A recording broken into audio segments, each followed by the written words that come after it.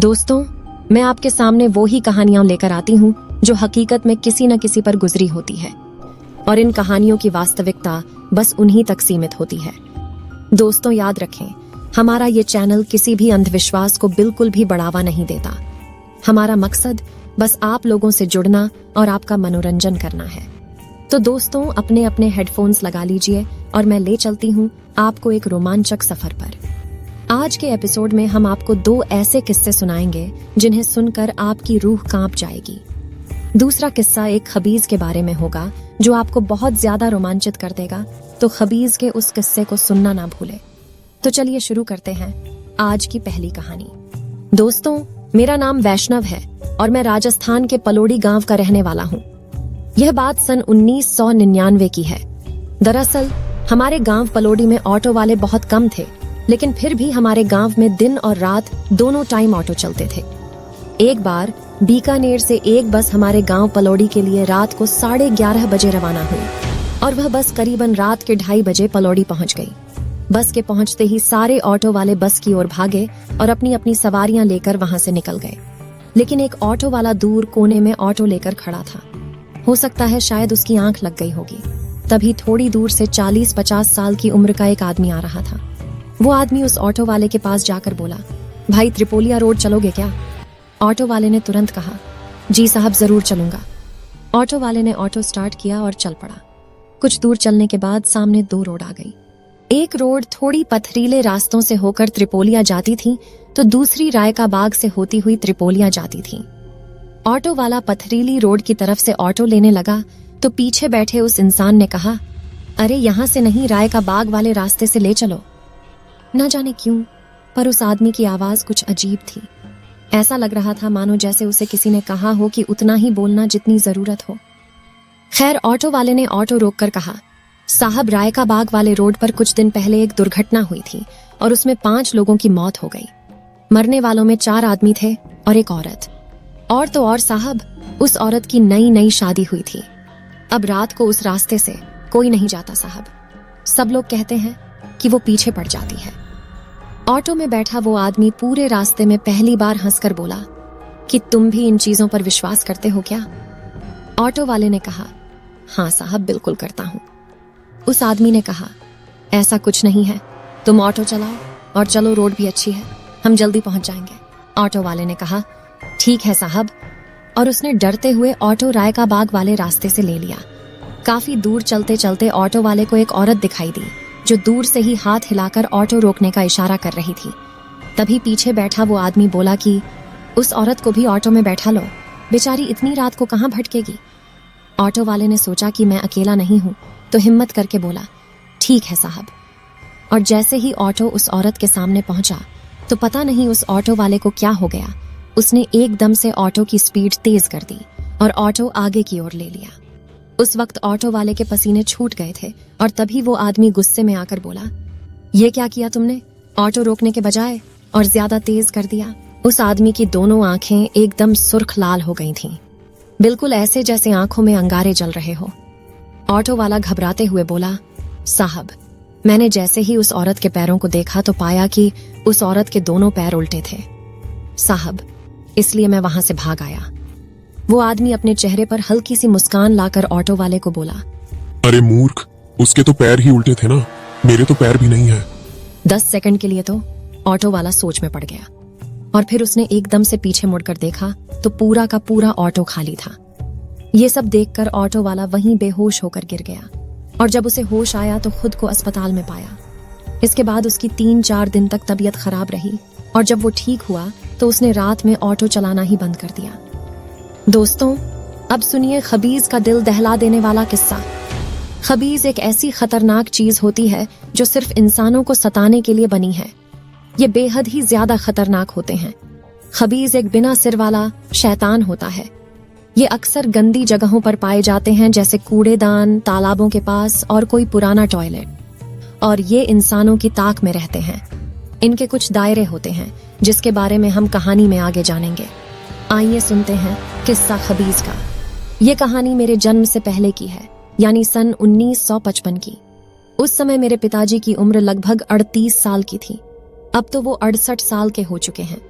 कहानी के समय मेरे पिताजी एक संगीतकार है, जिसके चलते उन्हें रात और दिन चाहे कोई भी वक्त हो उन्हें जाना पड़ता है। वो डरते बिल्कुल भी नहीं है। एक बार मेरे पिताजी एक संगीत कार्यक्रम में गए हुए थे। उनके शो का टाइम रात 10 बजे से 2:30 बजे तक का था। उस समय मेरे पिताजी के पास एक साइकिल भी थी। अक्सर वह साइकिल से जाया करते थे, पर उस रात शायद होनी को भी कुछ और ही मंजूर था। उस रात पिताजी साइकिल नहीं लेकर गए।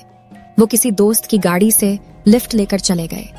आते समय उस दोस्त को जल्दी निकलना था, तो वो कार्यक्रम से पहले निकल गया। पिताजी ने सोचा, ज्यादा दूर तो जाना नहीं है, पैदल ही चला जाता हूँ। जैसा कि मैंने आपको बताया, मेरे पिताजी डरते नहीं थे। वो रात में पैदल ही निकल पड़े। माहौल काफी ठंडा था और हवा भी ठंडी चल रही थी। पिताजी आराम से टहलते हुए जा रहे थे और चलते चलते बीच रास्ते में एक तालाब आया। वो तालाब गुलाब सागर के नाम से जाना जाता था और आज भी वो उसी नाम से जाना जाता है। पिताजी जब तालाब के करीब पहुंचे तो देखा कि वहां 4-5 लोग नहा रहे थे। पिताजी ने सोचा कि इन लोगों को दिन में ज्यादा काम की वजह से समय नहीं मिल पाया होगा, तो थकान की वजह से अभी नहा रहे हैं। पिताजी ने सोचा, मैं भी थोड़ा हाथ पैर धो लेता हूँ। और जैसे ही वो नीचे झुके और तालाब की तरफ देखा तो पाया कि पूरा तालाब सुनसान पड़ा हुआ था। पिताजी बिल्कुल भी नहीं डरे और हल्के से मुस्कुराए और बोले, शायद छलावा होगा। तभी पिताजी ने सिर्फ हाथ और पांव धोए। इसके बाद पिताजी वहां से निकल गए। फिर तालाब से आगे आकर एक कब्रिस्तान आया। पिताजी सड़क पर थे और कब्रिस्तान कुछ ऐसा था कि पता लगाना मुश्किल था, कहाँ कब्र है और कहाँ नहीं। पिताजी सड़क छोड़कर कच्चे रास्ते से निकल पड़े। तभी बीच रास्ते में एक पत्थर आ गया जो आधा जमीन में गड़ा हुआ था। पिताजी उस पत्थर के ऊपर से पार करके आगे निकल गए। जैसे ही पिताजी आगे निकले, यकीन मानिए दोस्तों, उस पत्थर के पास से एक खबीज निकला, यानी कि बिना सिर लगा, और चलते चलते घर तक आ पहुंचा। पिताजी ने दरवाजा खटखटाया तो उनके चाचा जी ने दरवाजा खोला। पिताजी बोले, चाचा आप सोए नहीं अब तक? चाचा ने कहा, लाला मैं तो सो जाता, पर तुम्हारे लिए दरवाजा कौन खोलता? पिताजी हंसे और सीधा अपने कमरे में चले गए। चाचा दरवाजा बंद करके वापस कमरे में सोने चले गए। थोड़ी देर बाद दोबारा दरवाजा खटखटाने की आवाज आई। चाचा उठकर सोचने लगे कि लाला तो आ गया है, अब कौन होगा, और वो भी इस वक्त। चाचा को दरवाजा खटखटाने की आवाज दोबारा आई तो चाचा ने आवाज लगाई, कौन है भाई? सामने से कोई आवाज नहीं आई, क्योंकि बाहर वही था, बिना सिर वाला खबीज। चाचा जी ने दोबारा पूछा, लेकिन इस बार आवाज आई, मैं लाला हूँ। उस आवाज में गुर्राहट थी और वो भी जोर से। चाचा एकदम घबरा गए, लेकिन चाचा ने सोचा कि शायद लाला का कोई दोस्त होगा। चाचा ने हल्की सी मुस्कुराहट के साथ कहा, अच्छा तू लाला है, बाहर ही रुक, मैं अभी दरवाजा खोलकर तेरी पिटाई करता हूँ।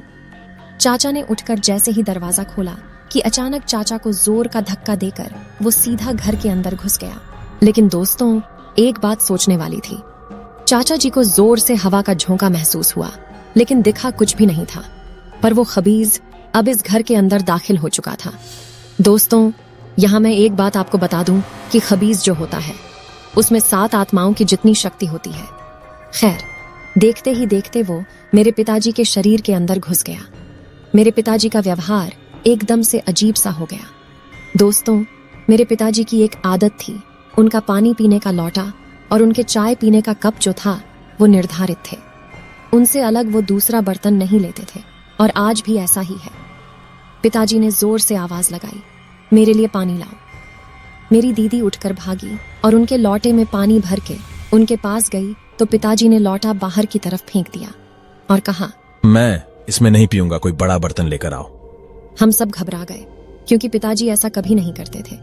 सब लोग इतना डर चुके थे कि किसी की हिम्मत ही नहीं हुई उनको पानी देने की। पिताजी एकदम से उठे और बाहर पानी का बड़ा सा मटका रखा था, उसको उठाकर पीने लगे। और पीते पीते जब उन्होंने मुंह ऊपर की ओर किया तो हमारे घर के बगल में एक अम्बे माँ का मंदिर था। पिताजी ने जब उसकी तरफ देखा तो उनकी जोर से चीख निकल गई और वो साया पिताजी के शरीर से निकलकर भाग गया। शायद माँ अम्बे की हम पर कृपा हुई थी, वरना ना जाने क्या हो जाता। वो खबीज इसके बाद 3 दिन तक हमारी गली में ही रहा। दोस्तों, हमारी गली जहाँ खत्म होती थी वहाँ एक खाली प्लॉट था, जहाँ अक्सर लोग वॉशरूम करते थे, और वहीं पास में एक पेड़ था जो कि उस घर की छत तक जाता था। वहीं पर एक बुजुर्ग रहते थे जिनका नाम अशोक वर्मा था। उनका कहना था कि रात में करीब 2 बजे उन्हें एक आवाज सुनाई देती थी, जैसे कोई उनका नाम पुकार रहा हो, पर डर के मारे वो बाहर नहीं जाते थे। पूरी गली में ये बात फैल गई कि बिना सर वाला खबीज हमारे घर में आया था और फिर 3 दिन तक वहां पर रहा। बाद ना जाने वो कहीं गायब हो गया।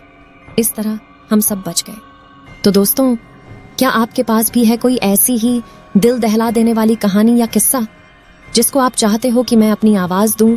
हमें नीचे कमेंट करें। आपको आज की दोनों कहानियां कैसी लगी, हमें दिल से बताएं। और अगर आप चाहते हो कि मैं ऐसी ही दमदार कहानियां लेकर आऊं तो चैनल को सब्सक्राइब कर लें। मिलते हैं अगली वीडियो में बहुत जल्द। तब तक के लिए टेक केयर।